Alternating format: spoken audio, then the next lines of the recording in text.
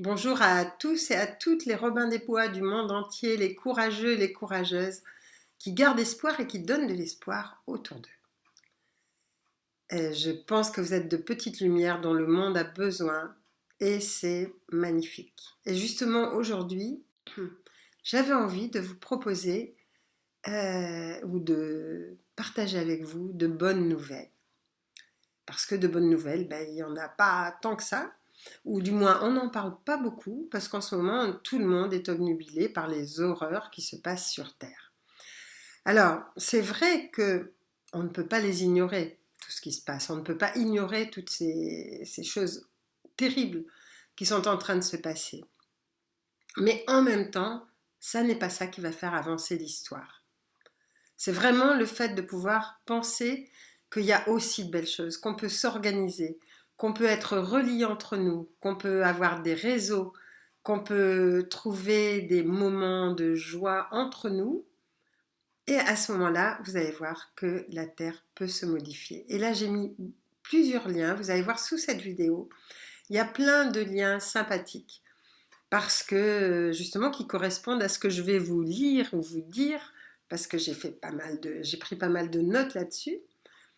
À chaque fois que j'ai trouvé quelque chose ou qu'on m'a envoyé quelque chose de beau ou une initiative qui pouvait aussi se reproduire à l'infini par d'autres. Donc voilà, c'est ce dont j'avais envie de vous faire profiter ce soir. Il est évident qu'aujourd'hui, il y a beaucoup de technologies reptiliennes sur notre Terre et qu'elle est en train d'envahir le monde. Mais il suffit que nous nous réveillons et à ce moment-là, cette technologie s'effritera comme le reste. Ça va faire quoi? Des super-héros? Des personnes qui vont avoir des capacités étonnantes? Et puis, les reptiliens ont désertifié leur planète. Et c'est pour ça qu'ils sont parmi nous aujourd'hui. Mais ça ne veut pas dire qu'ils ont beaucoup plus de pouvoir que nous. Parce qu'au niveau spirituel, au niveau psychique, ils ont peut-être des capacités, mais ils n'ont pas le cœur que nous pourrions développer, ou que nous pouvons développer, ou que nous avons développé, et qui peut changer toute l'histoire. En fait, on a oublié dans tout ça l'amour. Et donc c'est pour ça que je vous dis, soyons en lien, soyons en réseau, et puis peu importe nos différences, allons au-delà de nos différences, relions-nous par le cœur, comme on le fait quand on est en réunion dans des soins esséniens par exemple. Alors comme bonne nouvelle, déjà je voulais vous dire que Madame Whitmer, gouverneur du Michigan, interdit le port du masque et l'obligation de l'injection. Je trouve que c'est un pas qui est déjà bien pour un État qui est quand même pas un petit État. C'est déjà extraordinaire. Maintenant, dans les actions individuelles, il y a aussi, il faut savoir que les injections ne sont plus justifiées à partir du 20 octobre. Est-ce que ça va nous servir? Est-ce que ça ne va pas nous servir? Est-ce que qui que ce soit va pouvoir en tenir compte? On n'en sait rien. En tout cas, c'est ça. Et puis là, je rentre d'Italie avec Antoine et on a pu vérifier sur place qu'effectivement, c'était très sympathique de pouvoir aller prendre un verre ou de pouvoir aller se détendre ou de pouvoir aller prendre un repas parce qu'on n'a ni passe ni injection et malgré tout, les terrasses nous sont proposées. Il a fait beau, c'était magnifique et quand il fait pas beau, ils ont prévu des chauffages d'extérieur. Donc je trouve que c'est quand même très accueillant et ça c'est sympa.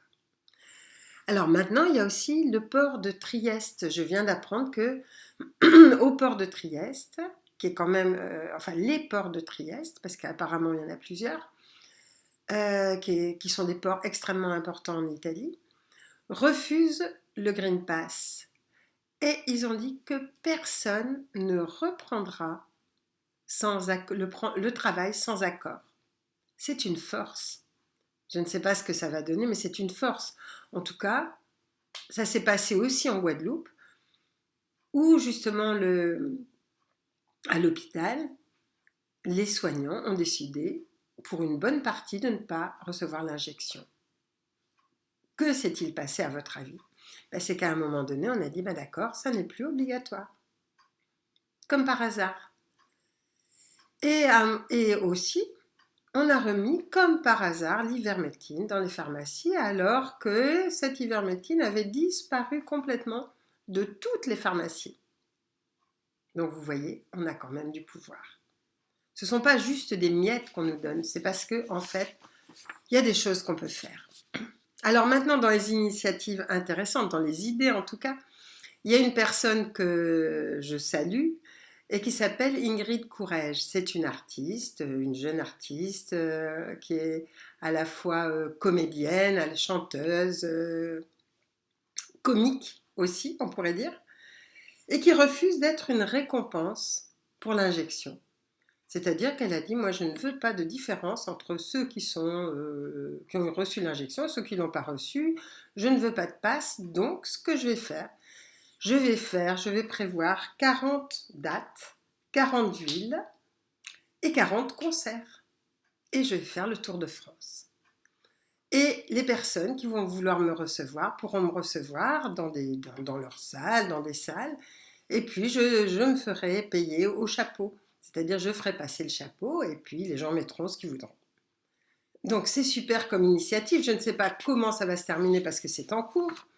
Mais j'espère que ça va être une très belle initiative qui va donner envie à d'autres artistes de faire la même chose. Il y en a déjà qui chantent, qui font beaucoup de choses que je ne connais pas forcément, mais que quelquefois je reçois sur les réseaux, que je vois sur les réseaux. Et je trouve que c'est quand même une belle initiative que les artistes pourraient reprendre.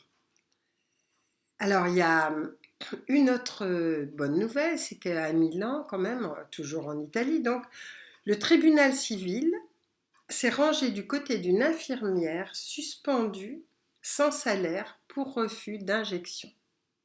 Donc, vous voyez, quand on va jusqu'au bout, il y a quand même des possibilités. Il suffit de ne pas baisser les bras, de ne pas se mettre à genoux. Et je comprends que quelquefois on soit découragé, qu'on se dise bon, on en a assez d'essayer de se faufiler, d'essayer de faire telle chose, mais bon. Donc, mais je ne dirais pas que ça marche, je dirais qu'en fait, ça nous donne du courage, ça nous donne de la joie aussi en même temps. Hein.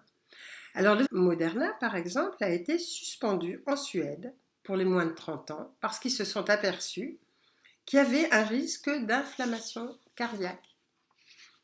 Donc, tous les pays ne suivent pas quand même à la lettre tout ce qui se passe. Et en ce moment, il y a des créations d'écoles libres et c'est en plein essor, en tout cas en France, et je pense dans d'autres pays aussi. Donc, si vous trouvez que vos enfants sont en difficulté ou qu'ils ont du mal à respirer ou qu'on veut les entraîner à accepter des choses inacceptables, vous avez cette possibilité. Et vous verrez dans les liens que je mets sous cette vidéo, vous allez trouver des adresses, vous allez trouver des organismes qui peuvent aider à la création de ces écoles, que ce soit au niveau pédagogique ou pour un montage financier aussi. Donc ça c'est bien. L'avocat Carlo Brosa, que beaucoup de gens connaissent en tout cas en France, fait la liste des ingrédients de l'injection et il termine en disant vous voyez, il vaut mieux boire l'eau de vos toilettes que de faire cette injection. Ce que j'ai trouvé tout à fait sympathique. Donc vous verrez aussi, il y a une vidéo d'Amélie Paul qui est toujours très caustique et qui dit les choses très clairement. Donc ça c'est sympathique. Et en même temps, pensez bien qu'il y a quand même 3 fois plus de morts avec la famine, qu'il y a aussi beaucoup plus de morts avec la pollution qu'avec la pandémie. Donc, n'ayons pas peur, ne craignons rien. Alors, j'ai vu aussi passer une annonce que par contre, je n'ai pas encore testée. C'est le retard résistant. Guide de survie en absurdie. Donc, il y a cette création qui est là pour aider les personnes qui justement veulent résister. veulent résister. Et ce que je dirais au sujet de la résistance, c'est que lutter contre quelque chose, ça n'est pas mon style, parce que je me dis, on va émettre beaucoup d'énergie et ça va encore gonfler l'histoire. Par contre, se désintéresser ou ignorer, enfin pas ignorer, mais plutôt désactiver ce qui est en train de se faire, là je pense qu'on peut avoir de bons résultats. Alors j'espère, je vais tester le retard résistant et j'espère qu'il va nous apporter des solutions sympathiques. Il y a aussi un autre mouvement dont j'aimerais bien parler ou dont Antoine vous parlera dans un petit clip qui s'appelle 1, 2, 3 Soleil. On en a parlé dans nos newsletters dernièrement parce que c'est un mouvement qui est un peu comme, suggéré avec le mouvement de Gandhi, c'est-à-dire un mouvement pacifique, mais qui en même temps devrait pouvoir permettre de stopper l'économie, ne serait-ce qu'une demi-heure par jour, par semaine, par mois.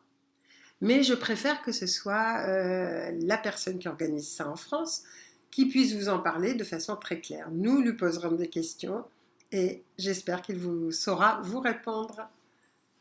Voilà. Donc ça aussi, c'est un mouvement qu'on va essayer de lancer, qu'on va voir, enfin, et qui devrait nous aider. Il y a quelque chose de très beau aussi, qui est dans les liens. C'est que vous connaissez pour la plupart les expériences d'Emoto. Emoto qui a montré comment, par la pensée, par les paroles, par l'écriture de certains mots, on pouvait rendre des cristaux harmonieux ou disharmonieux. Et bien là, c'est la fumée d'encens. Il y a eu une expérience qui a été faite avec une personne qui a un appareil photo particulier, évidemment, et qui s'appelle Ricardo Fuji, au Brésil. Des personnes se sont réunies autour de l'encens, de fumée d'encens donc, et ont pensé à une parole, ça peut être la joie, l'amour, peu importe. Et puis ensuite, au bout d'un certain temps, on dit cette parole à voix haute. À ce moment-là, l'opérateur a pris la photo et vous allez voir, ça fait des images fantastiques. On a du pouvoir, il faut l'utiliser. C'est vraiment le moment pour réapprendre, se réapproprier toutes nos possibilités. Quand vous pensez que parmi les grands enseignants, Jésus disait vous ferez autant que moi si ce n'est mieux, ben c'est évident que nous sommes capables de faire beaucoup. C'est le moment d'activer la force de notre pensée, la force de notre créativité, la force de notre amour. C'est celui qui est souvent le grand oublié, mais on n'utilise pas assez la force de l'amour pour pouvoir avancer et pour pouvoir faire que des êtres comme justement les reptiliens dont je parle et qui ont souvent des apparences humaines en ce moment, humaines si on veut, et que je peux effectivement reconnaître à certaines fois. Alors je peux vous dire qu'effectivement, ils sont de plus en plus nombreux à être à des postes clés, des postes qui ne sont pas forcément officiels, mais qui sont importants et décisionnels. Heureusement, ils ne sont pas seuls. Alors il y a les hybrides, il y a les reptiliens, mais il y a aussi d'autres êtres qui sont de planètes beaucoup plus lumineuses, qui ne sont pas des planètes sombres. Heureusement, bon, mais ceci dit, je veux dire, ils sont à l'intérieur, enfin ils ont une apparence humaine, mais ils n'ont que l'apparence humaine. Ils ont tout le reste, ça vient effectivement, c'est très reptilien. Donc, qu'est-ce qui peut les affaiblir? Il n'y a que l'amour qui puisse les affaiblir.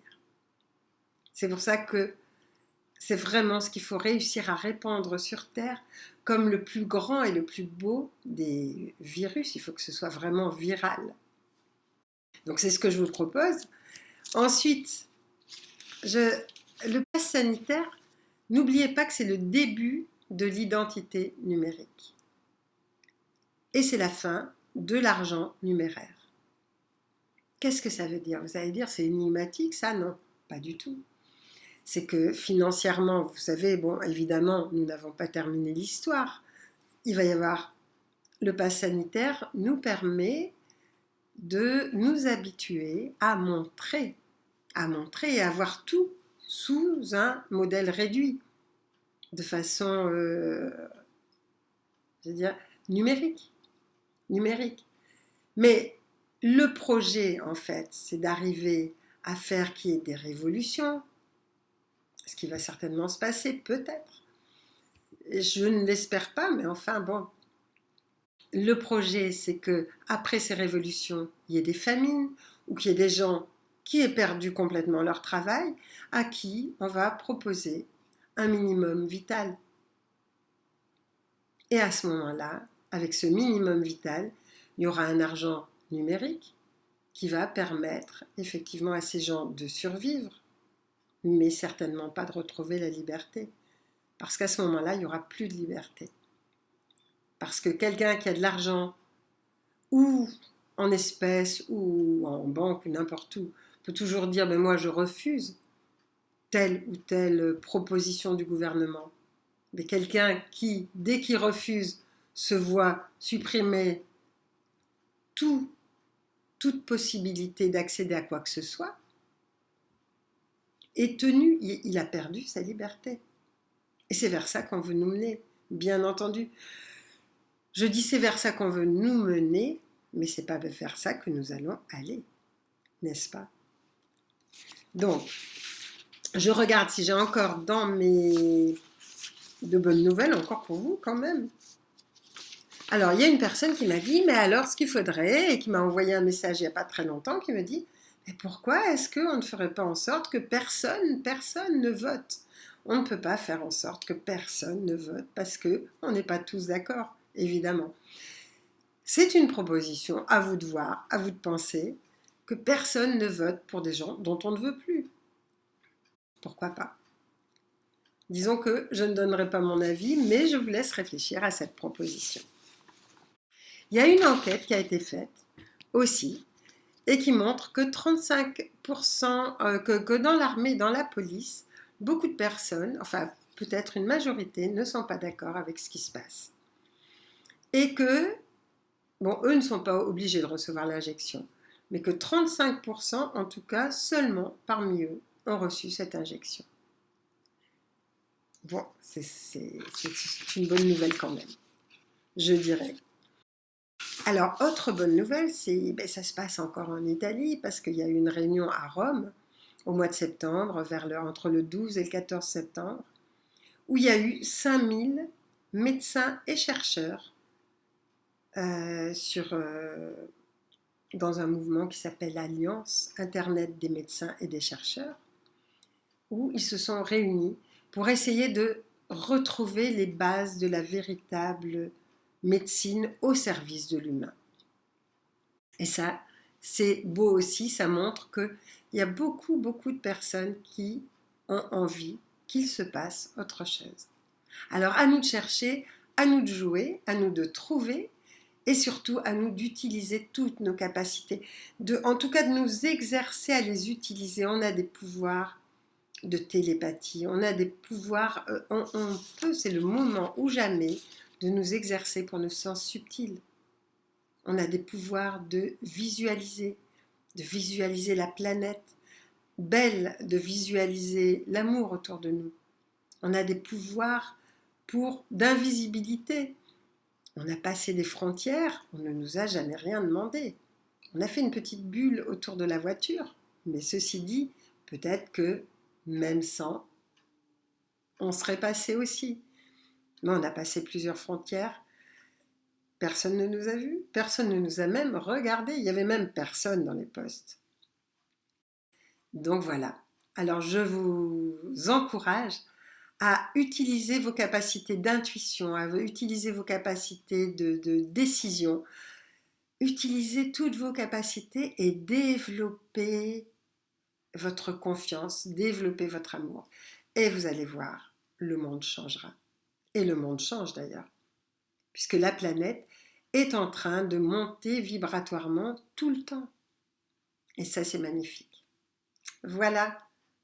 Alors, je vous souhaite de regarder tous les liens, de vraiment d'en profiter, de prendre des idées et puis de continuer.